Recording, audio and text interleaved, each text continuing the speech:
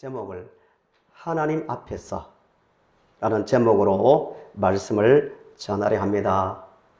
가지고 계신 주보를 보시면 제목이 하나님 앞에서 하고 옆에 가로 열고 뭐라고 쓰여 있습니까? 코람데오. 들어보셨습니까? 굉장히 유명한 말입니다. 코람데오, 라틴어인데요.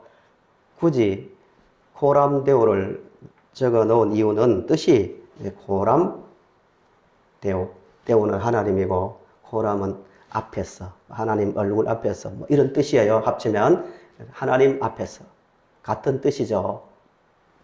굳이 라틴어를 넣어 놓은 것은 종교 개혁자들이 하나님을 높이고 또 하나님께 영광을 돌리고 또 오직 하나님의 말씀에 순종하자는 외쳤는데요. 그 모든 것을 담고 있는 단어가 코람데오입니다. 코람데오, 하나님 앞에서입니다. 지금 우리가 누구 앞에 있습니까? 저 앞에 있다 이러면 틀린 건 아니지만 하나님 앞에 있는 거예요, 지금. 하나님 앞에서 산다는 게 뭘까? 하나님은 실제 살아계십니까? 살아계시지 않습니까? 당연한 질문이죠. 당연한 거죠. 코람데오라는 것은 하나님은 실제 우리 앞에서 살아계시고 또 우리를 보고 계시고 우리의 말을 듣고 계시고 또 우리의 마음속까지 알고 계시는 분임을 인정하는 삶이 하나님 앞에서 살아가는 삶입니다. 시편 139편 1절에서 4절을 앞에 한번 보세요. 코람데오가 뭔가 하나님 앞에서 살아가는 모습이 어떤가를 볼 수 있는 대표적인 구절입니다. 여호와께서 나를 살펴보셨으므로 나를 아시나이다.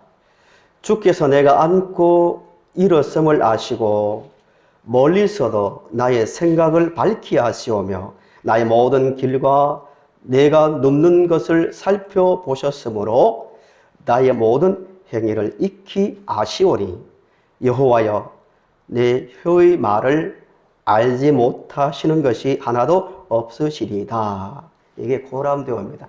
보고 계시고 듣고 계시고 알고 계신다는 거예요. 그렇기 때문에 나오는 반응이 뭐예요? 생각 하나, 또 바라보는 것 하나, 말하는 것 하나가 하나님 앞에서 하나님을 의식하며 사는 거죠. 이게 코람데오입니다. 세상에는요, 두 부류의 하나님을 믿지 않는 불신자가 있습니다. 첫째는 이론적 불신자죠. 안 믿는 거예요. 하나님 자체, 존재 자체를 믿지 않는 거예요. 시편에서는 이들을 어리석은 자라고 말합니다. 영적 기능이 고장난 거죠. 하나님이 계시는데 하나님이 계시는 것을 인정하지 않으니까요. 또 하나는 행동에서 불신자가 있습니다. 실천적 무신론자라죠. 말은 하나님 믿는다고 하지만 실제로는 삶 가운데서는 하나님이 없는 것처럼 살아가는 사람입니다. 성도는 하나님 앞에서, 실제 계시는 하나님 앞에서 살아가는 자입니다. 이 본문을 통해서요, 하나님 앞에서 살아간다는 것이 무엇인지, 또 하나님을 의식하는 자의 삶이 어떤 것인지를 보려고 합니다. 사도행전 13장, 14장의 내용은 바나바와 바울이 1차 전도 여행을 한 내용입니다. 1차 전도 여행 약 한 1년에서 길게는 2년 정도 봅니다. 그 기간이 이제 1차 전도 여행 기간인데요. 출발을 어디서 했습니까? 사도행전 강해를 들으셨으니까. 최초의 이방인 교회가 어디였죠? 안디옥 교회입니다. 안디옥이 두 곳이 있어요. 우리나라 광주가 두 곳이 있죠. 경기도 광주가 있고 전라도 광주가 있는 것처럼 이 수리아 안디옥에서 출발해서 배 타고 지중해 구브로로 가서 또 배 타고 북쪽으로 터키 남부 지역입니다. 거기에서 이제 복음을 전했는데 본문은 1차 전도 여행 후반부의 내용이에요. 후반부의 내용을 이렇게 보시면서 정말 하나님 앞에서 살아가는 자에게 나타나는 특징이 뭔지를 보면서 내가 정말 그런 모습을 가지고 살고 있는가를 점검하고요. 또 하나는 그렇게 살도록 말씀으로 무장하는 시간이 되었으면 좋겠습니다. 그러니까 하나님 앞에서 살아가는 사람의 특징 첫 번째가 뭐냐면은 오직 영광을 누구에게 돌립니까? 하나님께입니다. 하나님을 인식하지 못할수록 영광을 누구에게 자꾸 돌려야 합니까? 자기입니다. 자기. 종교인들은 조금 이제 빗나가죠. 하나님을 제대로 모르니까 신이 있는 것은 뭔가 본능적으로 알겠는데 성경이 말하는 하나님을 바로 모르니까 종교가 나오는 거죠. 본능적으로. 본문에 그것이 나옵니다. 8절부터 10절에 이제 일어난 일이 루스드라입니다. 루스드라 배경이. 루스드라에서 태어날 때부터 걷지 못하는 사람이 있었습니다. 참 가슴 아픈 일이죠. 그 당시에는 더 했겠죠. 의료시설이나 뭐 사람들의 의식도 그랬고요. 걷지 못하니까 얼마나 힘들겠어요. 근데 바울과 바나바가 그 사람을 고쳐줍니다. 기적이죠, 기적. 일으켜줍니다. 그 기적을 많은 사람들이 보았거든요. 루스드라의 사람들이 보고 놀랐다 했습니다. 놀랄 일이죠. 자기들이 보았으니까. 태어날 때부터 한 번도 걸어본 적이 없는 사람이 고침 받았으니까요. 사람들이 놀라니까 반응이 뭐냐면은 신들이 사람의 모습으로 우리 앞에 왔다. 이게 첫 번째 반응이에요. 그 지역이 헬라, 로마의 어떤 신화의 영향을 많이 받았기 때문에 신들이 사람의 모습으로 왔다라고 하고 루가오니아 말을 했다고 합니다. 루스드라를 포함한 몇 도시가 루가오니아 지역에 속해 있거든요. 그러니까 얼마나 놀라면은 자기 몸에 배어있는 그 말이 언어가 나온다고 했습니다. 저도 막 급하면 어디 말이 나옵니까? 무슨 말이지? 하고 가끔 못 들을 때가 있는데요. 그 경상도 말이 막 나옵니다. 수요일날 말씀드렸지만 희원이 친구하고 희원이가 명동을 전라도 친구인데요. 걸어가다가 휴대폰을 땅에 떨어뜨리니까요.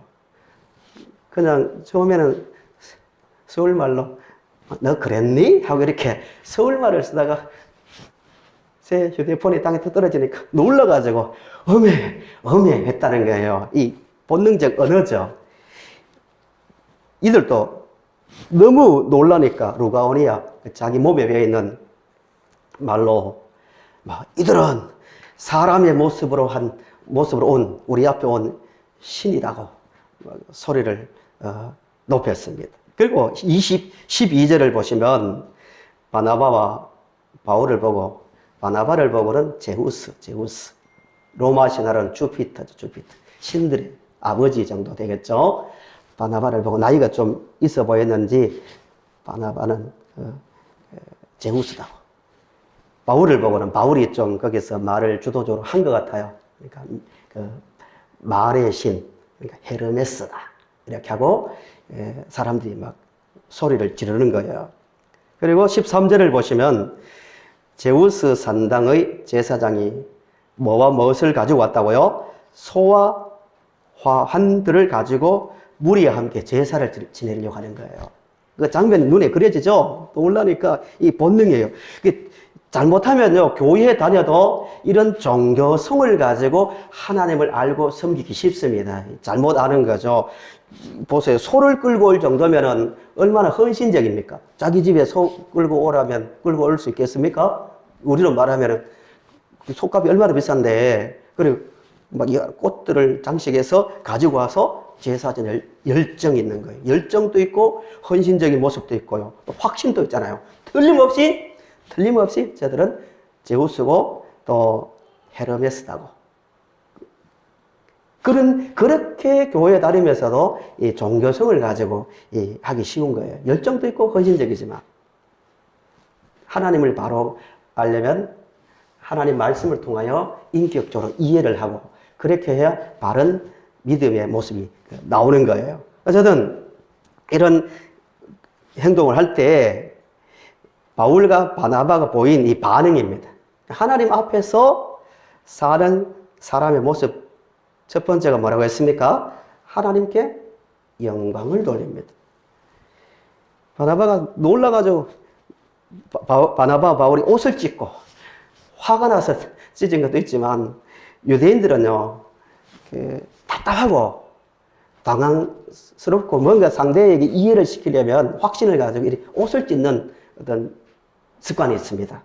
옷을 찢고 뛰어들어가 소리를 질렀다고 말합니다. 그리고 15절에 왜 이렇게 합니까? 우리는 당신들과 똑같은 사람이라고. 우리 신이 아니라고. 똑같은 사람이라고. 그리고 15절을 같이 읽어보실까요? 15절 같이 크게 읽겠습니다. 시작. 우리도 여러분과 같은 성정을 가진 사람이라. 여러분에게 복음을 전하는 것은 이런 헛된 일을 버리고 천지와 바다와 그 가운데 만물을 지으시고 살아계신 하나님께로 돌아오게 함이라 라고 말하고 있습니다. 그러면서 제사를 말립니다. 절대 그러지 말라고, 우리는 사람이라고 말립니다. 중요한 것은 바나바와 바울이 그렇게 할 수 있었던 원인이 뭘까요? 예, 천지를 지으신 하나님 앞에서 자신들을 보기 때문입니다. 이게 자신을 낮추고 하나님을 높이는 비결입니다. 그때 만약에요, 바나바와 바울이 안전병을 일으키고 난 다음에 자기들이 하나님 앞에 서지 못했다면 어떤 행동을 했을까요? 아마 이렇게 행동했을지도 몰라요. 야, 우리가 고생하니까 보람이 있네. 사람들이 알아주네 하고 신들처럼 떠받드니까요. 왕보다 더 높임 받는 거 아니에요? 소를 몰고 올 정도니까 조금만 침묵하면은 자기들이 한 것처럼 가만히 있으면 얼마나 높임 받겠어요? 그렇게 하지 않았다는 거예요. 그렇게 한 행동은 자기보다 크신 하나님이 보였기 때문입니다. 하나님 앞에서 살아가는 사람은요, 하나님이 어떤 분인지 알기 때문에 거룩한 두려움과 거룩한 용기가 있습니다.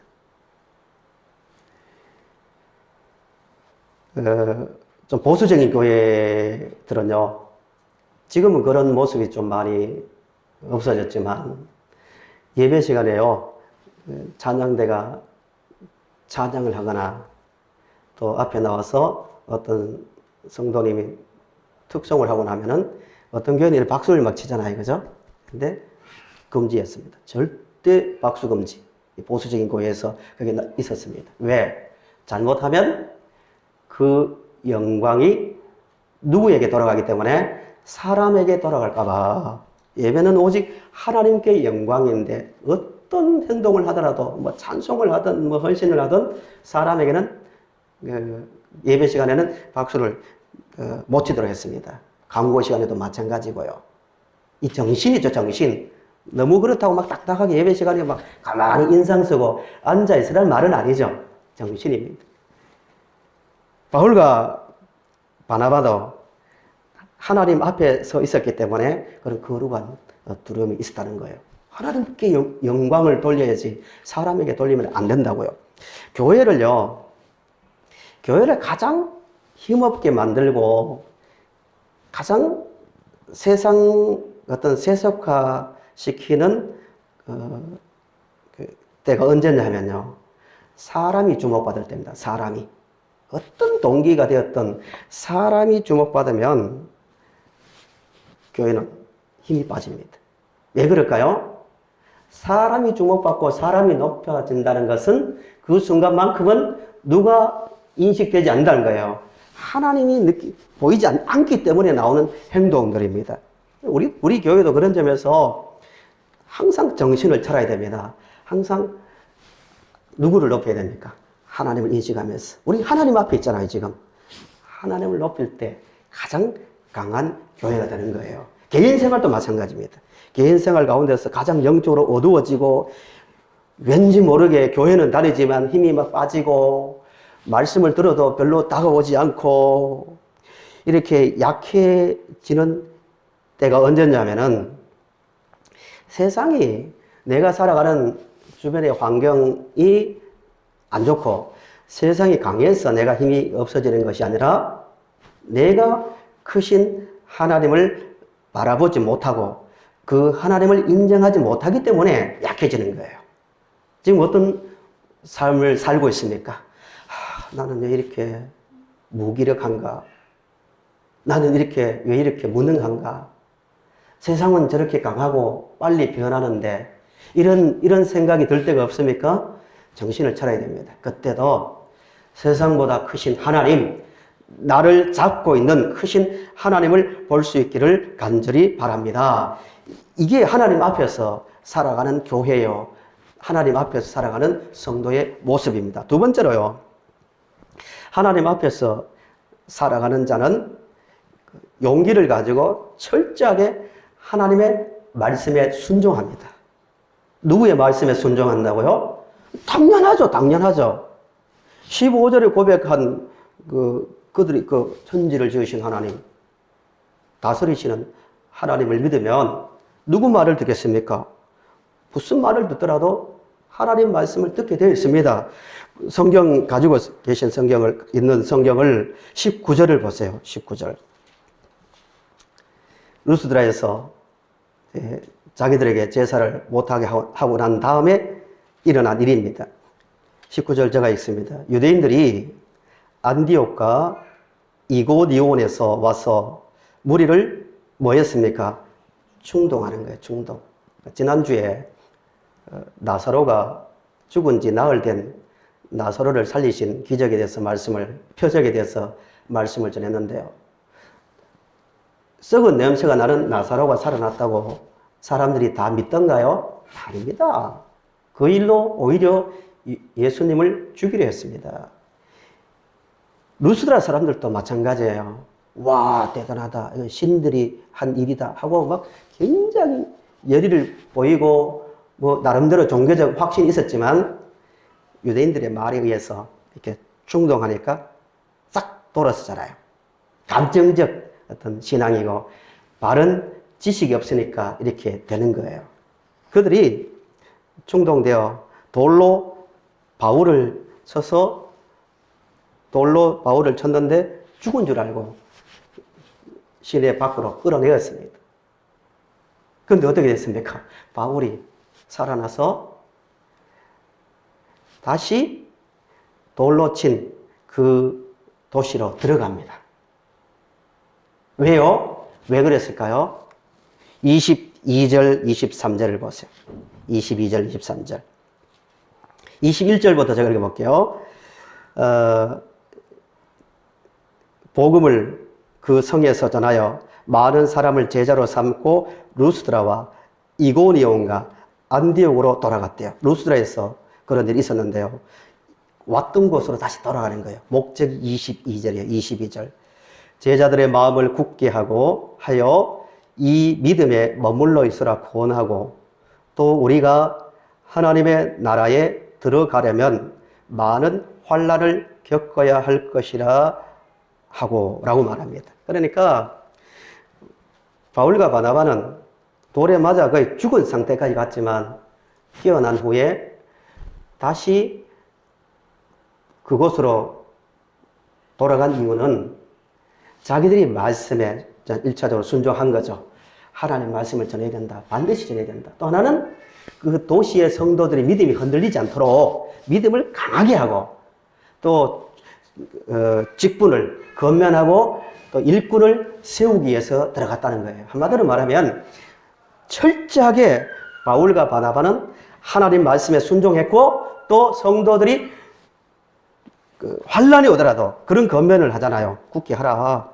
많은 환란을 겪어야 된다. 환란을 겪더라도 누구의 말씀에 순종하는 사람으로 만들기 위해서 도시로 갔습니까? 성도들이.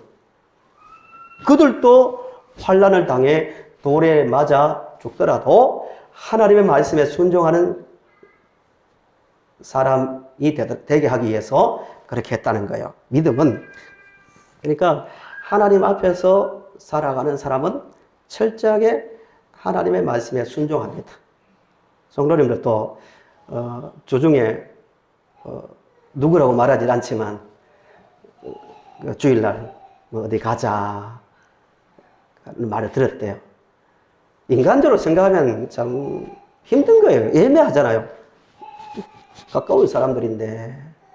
그렇지만 거절하고 당연하지만 예배드리러 왔단 말입니다. 왜? 하나님의 말씀을 듣는 게 맞거든요. 그게 자기에게도 유익하고 멀리 볼 때는 그들에게도 그게 유익하기 때문입니다. 성도님들도 애매한 상황이 오고 또 나에게 엄청난 손해가 될 것 같은 그 상황에서도 철저하게 하나님의 말씀에 순종하는 성도님들이 되시기를 바랍니다. 확신이 있어야 돼요. 하나님께서 우리에게 주신 모든 말씀은 하나님을 위해서가 아니라 우리를 위해서입니다. 우리의 영혼을 강하게 하고 풍성하게 만들고 더 나아가서 우리의 행동을 보고 세상 사람들에게 하나님의 살아계심을 보여주기 위해서 주신 것이 말씀입니다. 모든 것은 우리에게 유익한 겁니다. 믿으시죠? 예. 성경을 보시면 사도행전 4장 19절을 보시면 앞에 화면을 한번 보세요. 예수님을 십자가에 달려 죽게 한 결의한 그 사내들인 사람들에게 둘러싸였습니다. 제자들이 둘러싸여 위협을 당합니다. 위협을 당할 때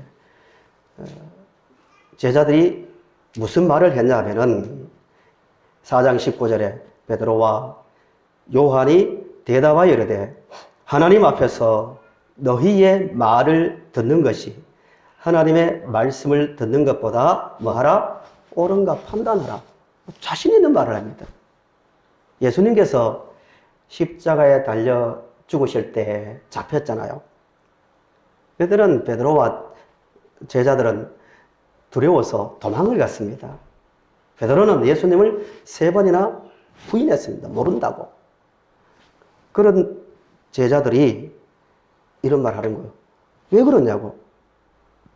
우리가 사람인 당신들의 말을 듣는 게 맞겠어? 아니면 천지를 만드신 하나님 말씀을 듣는 게 맞겠냐고. 대답이 아주 명쾌하죠. 심플합니다. 우리 하나님 말씀 듣는 게 정상이 아니냐고. 이게 하나님 앞에서 살아가는 자의 고백입니다. 머뭇머뭇하지 마십시오. 세상이냐, 세상의 말이냐, 하나님 말씀이냐, 중간에서 머뭇머뭇하지 마세요. 오늘 결단을 해야 됩니다. 항상 그 순간에 나는 하나님의 말씀을 듣는다고. 이게 하나님 앞에서 사는 자의 모습입니다. 마지막 3번째는 하나님 앞에서, 지금도 우리가 하나님 앞에 있는데요. 하나님 앞에서 살아가는 자들은 하나님께서 모든 일을 주관하시는 분임을 믿습니다. 당연하지만 이걸 하나님의 주권이라죠. 주권. 하나님께서 모든 것을 주도적으로 이끌어 가십니다. 27절을 보세요. 27절. 27절 한 번 더 읽어보실까요? 같이요. 시작. 모든 일가 이방인들에게 믿음의 문을 여신 것을 보고하고, 저를 주목하십시오.